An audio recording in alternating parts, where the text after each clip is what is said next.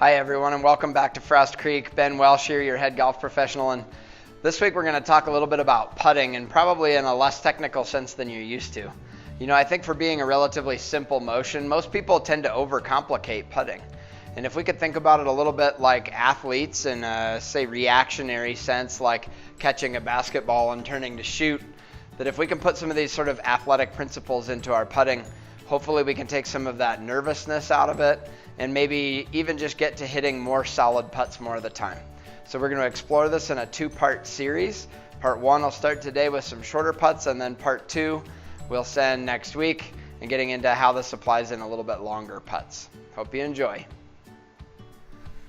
Okay, so I brought Carrie in, and we're going to have a little exercise in a little bit of sort of mental memory and muscle memory on how we stay connected with our target.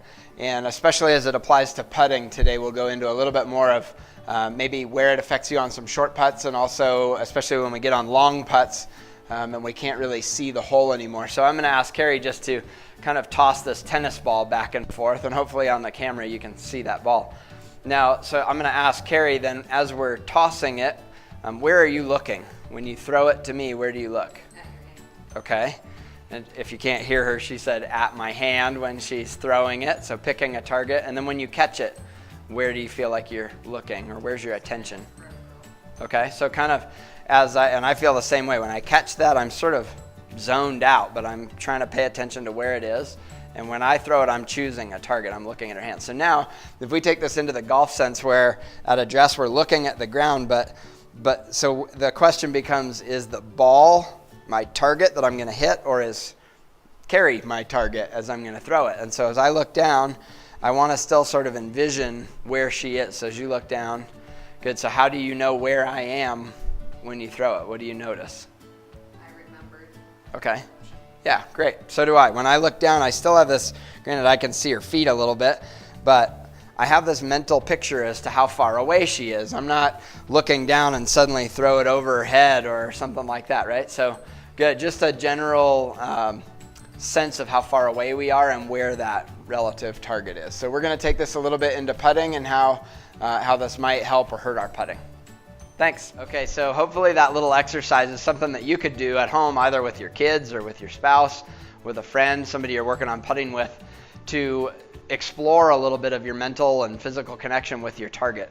And it's kind of interesting as it applies to putting in particular, as say I've got a fairly close putt here, and I've got this with two green squares painted on it. The smaller one is the exact width of the golf hole, 4 1/4 inches. The one on the left here is actually 2 cups side by side, 8 1/2 inches. And so maybe on some shorter putts we work on the smaller one, some longer putts on the larger one, but honing in on where the target is and the ability to stay connected with it as you move further from the hole. So as I set up here, what's interesting in a short putt like this is that I can still see it. Even when I'm looking at the ball down here, out of my peripheral vision, I see the hole. Then you can imagine that as we get at a certain point, distance from the hole, that peripheral vision cuts off and we can no longer see the hole. And it's really important that we keep that mental picture as to where it is or where we want to play for some break. And so either through tossing that ball back and forth or practicing putting on the green, we can develop that skill of that sort of mental picture and staying connected with the target.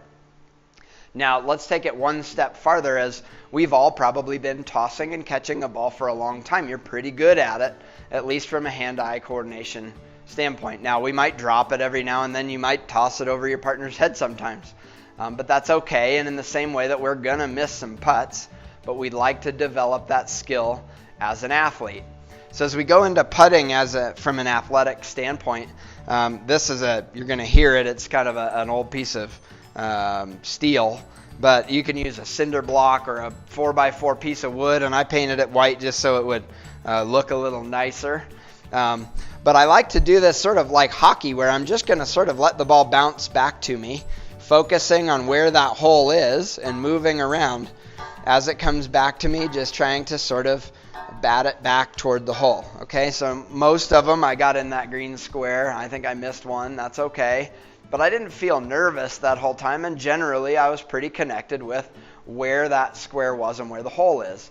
Similar to that way that when you're not playing for anything, you go up, knock one in the hole, it's no big deal. we can now take this back into something more serious and do it one at a time.